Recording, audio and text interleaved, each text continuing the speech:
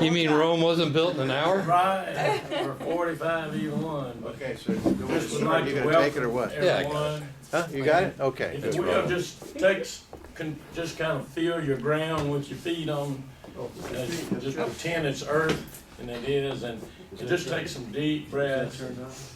If you want, close your eyes. And just feel your presence gracing this room. This is at the Daily Word. Healing prayer. I pray a prayer of living faith, and in God's perfect love, I am set free and healed. How often we have heard the words, "Thy faith hath made thee whole."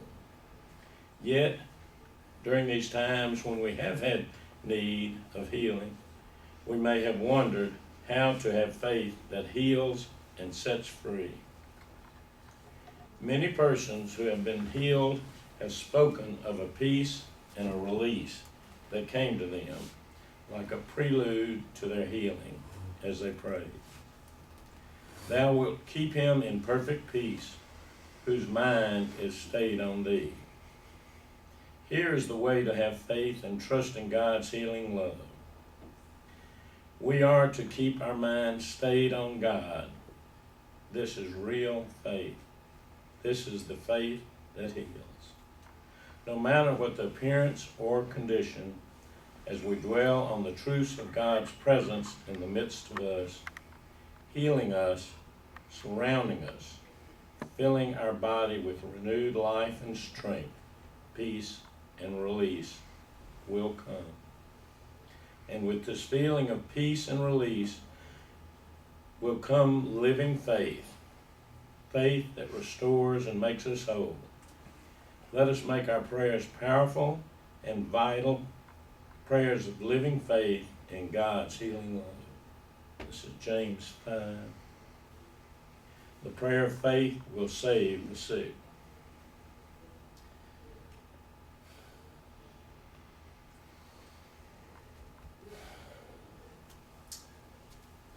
Just welcome, and I did want, I've been waiting for 3 weeks to hear what Texas has to do with the sacred city of Rome. So I would have stayed home if Paul hadn't have set that hanger out there for cliffhanger for us. So, but just so grateful for everybody being here and for Paul's sharing each January. Has just graced us with some wonderful information and just making it so enjoyable to take in and to remember. And we and Colin has saved this on YouTube, the audio, or it's video. It's a video. Yeah, both. Good, video on YouTube. But at least you can, and so that's just a wonder. If you missed some of the classes, you can go on YouTube. If you need the links, let me know or email me or something. Yeah, John's got them. But also, if you're connected to this doctor over here that talks on his website on Facebook, you'll probably see it. The links too. Yeah. Great. So, what is your name? Did you want to introduce Yeah, him? please introduce him. Oh, John Lipinski, and I'm not speaking today. I got stuff to do. Oh. I'm not speaking today. I got stuff to do. No, we got a break here, but has the DVD. So if you want to check with him about purchasing it for a small phenomenal fee. Yeah, Phenomenal. $5. Yeah. Right. So, but that'd be great. But it's just fun, even if you hear it, to me it helps me to rehear it and kind of get more, or whatever I missed while I was listening or missing it. So, and I did. Oh, but real quickly, next week and once a month we're gonna delve into the 12 Powers of Man by Charles Fillmore. And if anybody's interested, and this is kind of I'll just put them over here on this table. But before you leave, you can pick up a copy of just kind of an introduction to the faith. Faith is the first power, and we're just realizing he left the women out of this in the book, but I'm sure they were involved in his thinking. So, but Paul's just here. We're just grateful for Paul, and I want to give him just as much time as possible. So, and just Paul's has been a professional, how many years in Dallas area? It's coming up on 50. Get out of here. Whoa. 50 years of teaching wonderful information. He has quite a following of students that, you know, just really appreciate it as much as we do. So thanks for being here, Paul. Thank you. Yeah. Thank you. Yeah, it's a real treat to be here, and also a treat to see so many good dear friends again. Once a year, sometimes, some of you, is the only time I see you, it's January. So a few years ago, I started coming in May. And so I do a series in May here, and I hope in the evenings. Three Mondays or Tuesdays or something like that in May. So I look for that, and Unity newsletter. I hate it that John Lipinski is gone. I always have to make fun of him for his great ties. I attempt to imitate, but this is my Garden of Eden tie. It's okay, but it doesn't just blind you like John's does. I want to write down a word that has been very meaningful this week.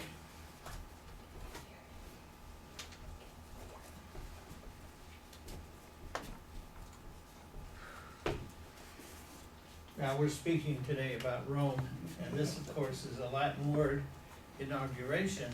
What's very interesting to me is how nobody ever asks the question, what does this word mean? What does this word mean? Thank you. So, having with that set up, we'll take it apart. Inauguration. Now, augur, or augury, is fortune telling. So the augur is the fortune teller. Now,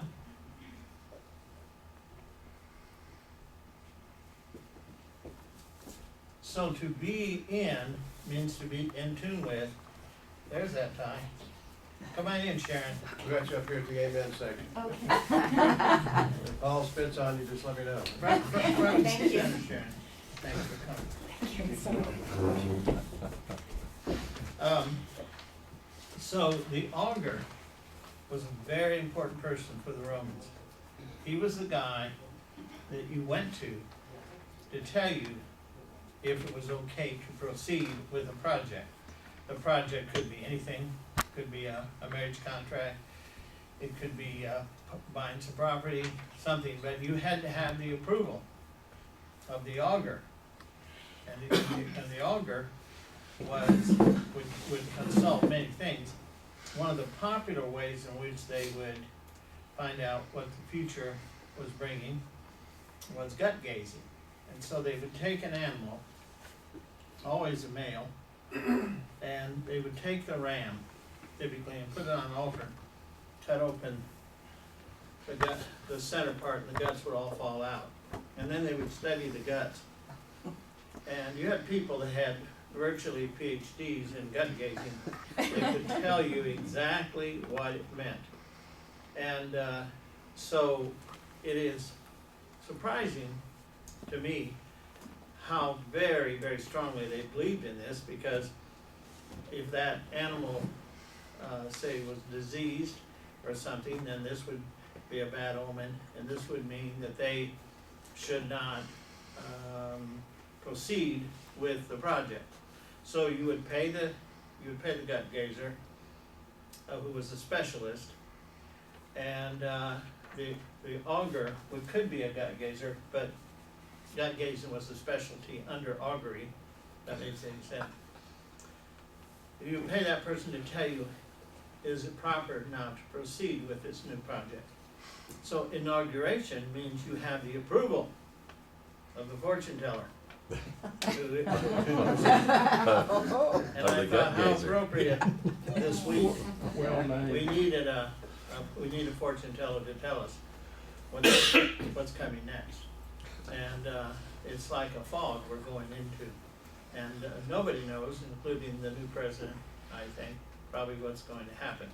So from the standpoint of fun and entertainment and interesting, it could be. From the standpoint of scary, it also could be 600 there were 600 marches in cities across the world yesterday. Anybody here march? Where'd you march? Dallas? Yeah, Dallas. Yeah, Fort Worth had a big one. How big was Dallas's? That's over 1,000. Was it? It had to be a little bit more than that, It but it sure was seemed way that's more all than I they heard. thought it would be. Yeah. It went on forever. Yeah, in Los Angeles, there were so many they had to break it up into 3 marches. You know, hundreds of thousands of people. Well, they said it's up to 500 to 700,000 people in LA alone. You know, it's staggering. By the way, there's never been, to my knowledge, marches against an incoming president. And in other countries, All over the world. yeah. Yeah, I mean, why are they marching in Norway? You know, why are they marching in India? Rome. Rome and Paris and London, all of it. So anyway, that's a fascinating thing. Brother Barry here, What you need? where is the eraser? Oh, well, no. That's a phone. I thought that was it. Your time.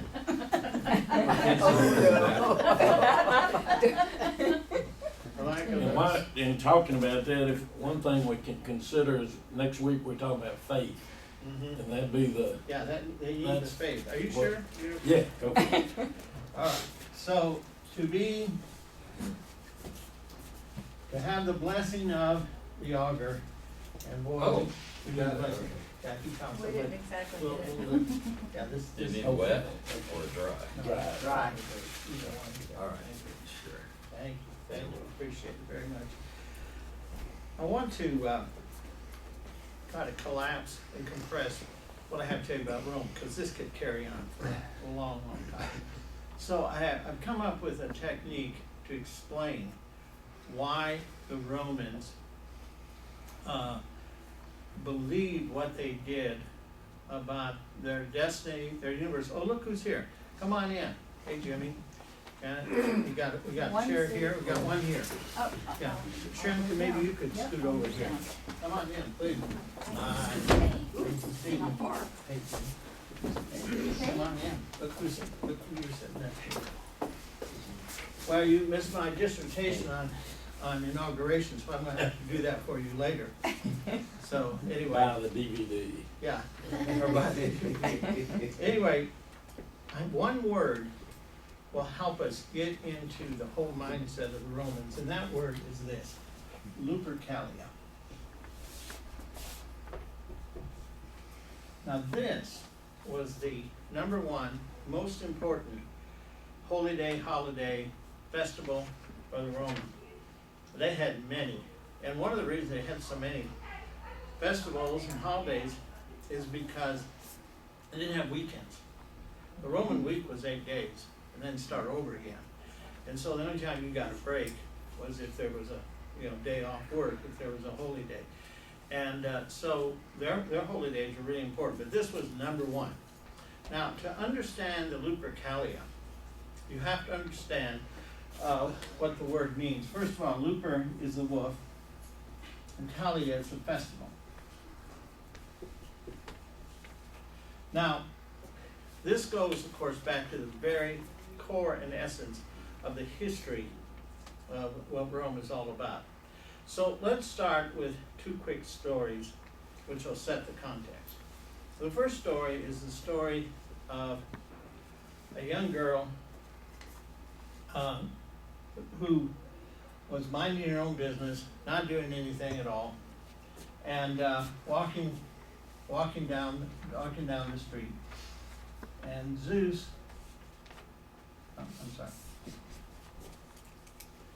Zeus sees Leda. And Leda, probably, I'm going to say, teenage girl still, not old, very young, but extraordinarily beautiful.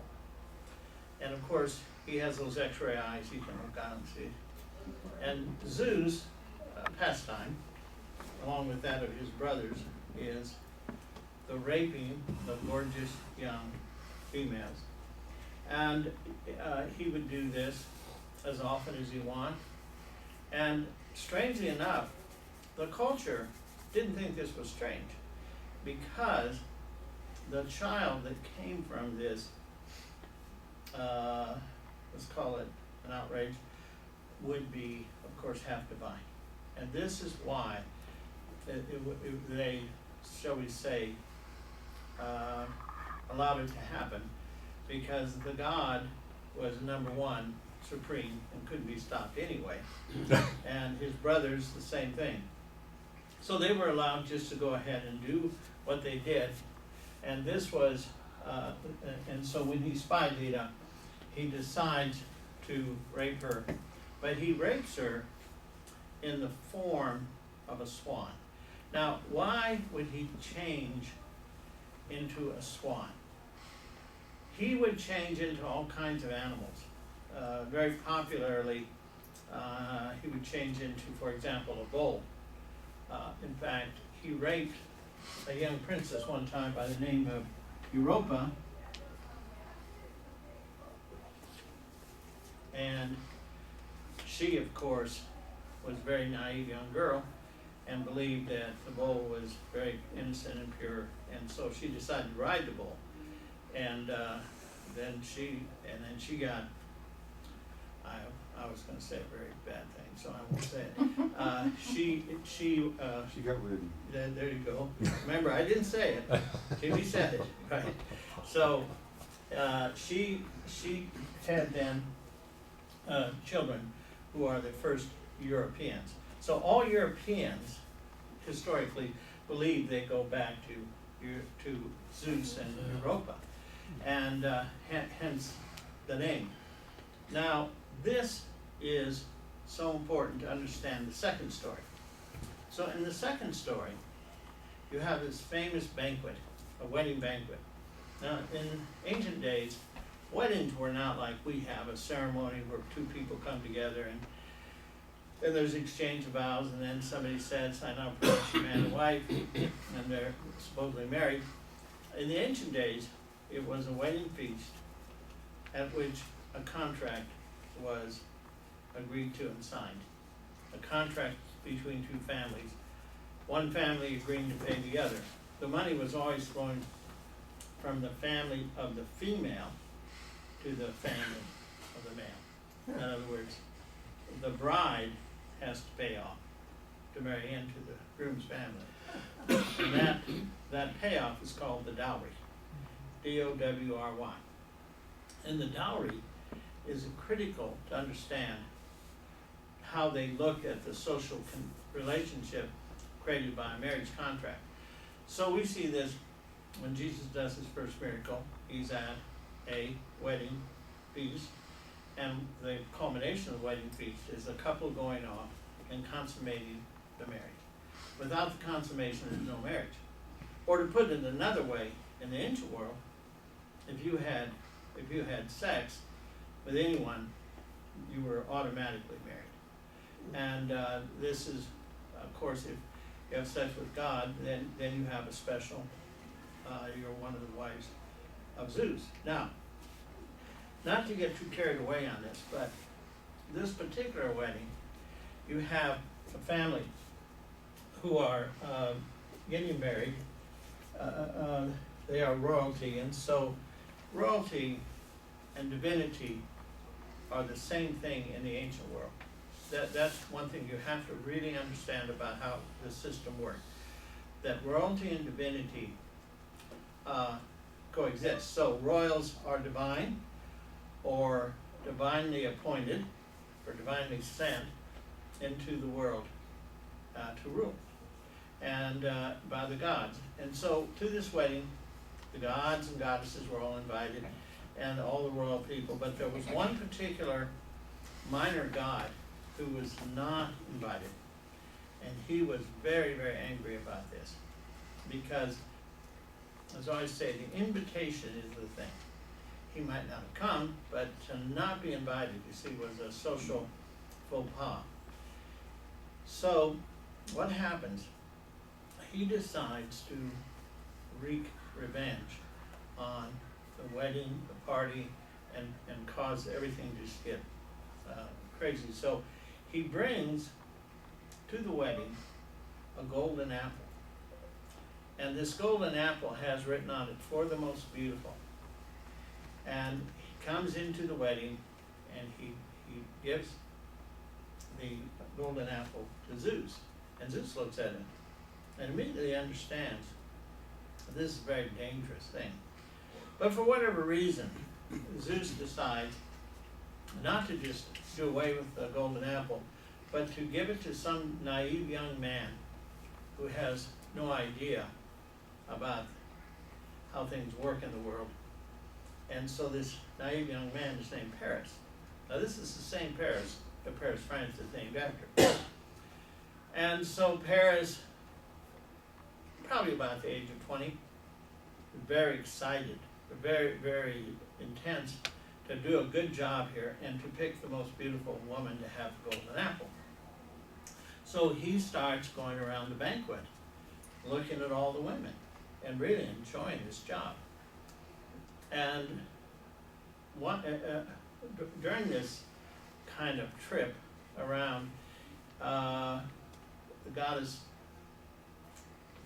of the wife of Zeus, whose name is Hera, comes to him and said, Zeus, look, if you give me the golden apple, I'll give you all of Asia, and I'll throw in Europe.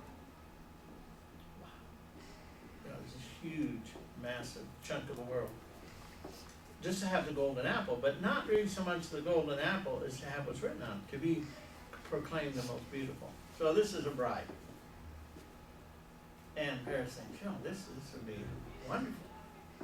I could be, a king over all this territory.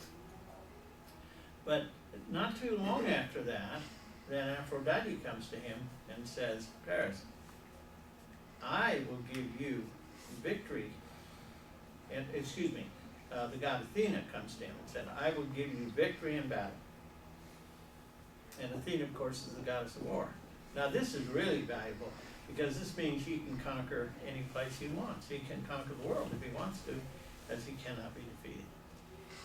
And remember that little detail later when we talk about our good friend Alexander the Great. Now, the next thing that happens is Aphrodite comes to Paris and says, if you'll give me the golden apple, I'll give you the most beautiful woman in the entire world. Now it turns out the most beautiful woman in the entire world is this child of Zeus and Helen, of Leda, named Helen. And of course, now we come to Helen of Troy. So Paris gives the golden apple to Aphrodite. She causes Helen to fall in love with Paris. And then the two of them run off to Troy, where Paris is one of the 50 sons of Priam, the king. All right, now you have the setup. So in Troy, you pretty well know how this story goes. They fight for 10 years,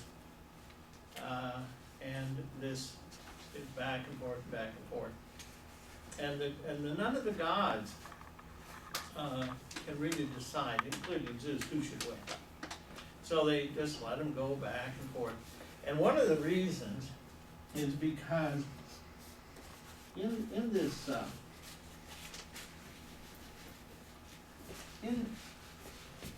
inside of Troy, they have the Palladium.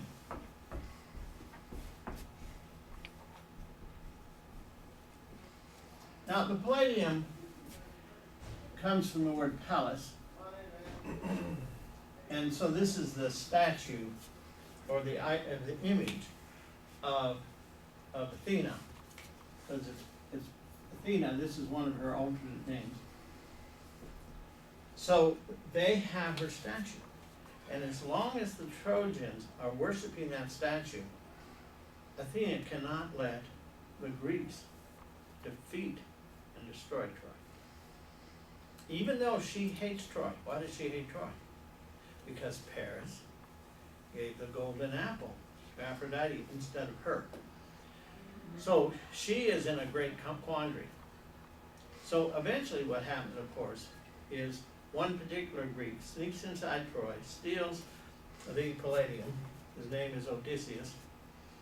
And when he's done that, he leaves, and he comes, he leaves, steals the Palladium, and then leaves with the Greeks who pretend that they're defeated and go off. And then you know the story of the Trojan horse. The reason the Trojan horse is successful is because the Palladium is gone from Troy. So Palladium with a small p today means anything that you might have that's going to protect you. I remember when I was a kid, all the Catholics had their St. Christopher, the little statue on the front. Did you all have one? Did your the St. Christopher? And that would protect them on their journeys. So it is very, very important to appreciate and understand that Palladium, it is a deep, very deep concept for these folks. Now, by the way, Athens had a very huge Palladium, and it protected Athens all those years, of course, until the Spartans came and destroyed it. Now, let's go back, let's get rid of this, and let's go back now to the story and get to the Lupercalia. So, Troy is completely destroyed. Probably if you go visit Troy, you'll see that Troy was destroyed about 18 times. So they've always had a lot of trouble trying to guess for sure which one of those destructions was the Trojan War. But there was a young man who, a royalty of Troy, who was not in Troy when it was destroyed. He was on patrol. His name was Aeneas. And so Aeneas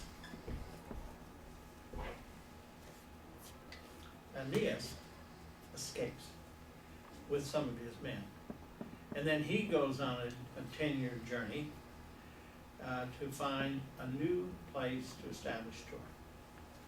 And finally, he does at the end of 10 years. And Aeneas, of course, this story is told in the Aeneid by Virgil. If the Romans ever had a Bible, it's the Aeneid. So the Aeneid, story of how he eventually gets to Italy, and there he sets up a kingdom with great difficulty because there are many other tribes and people that want this area. He calls it Latinium, from which we get the word Latin. Now, eventually, of course, Aeneas passes away, and then his son takes over and struggles and tries to keep it together. And then he has two twin sons, who you, I'm sure, have heard of, Romulus and Remus.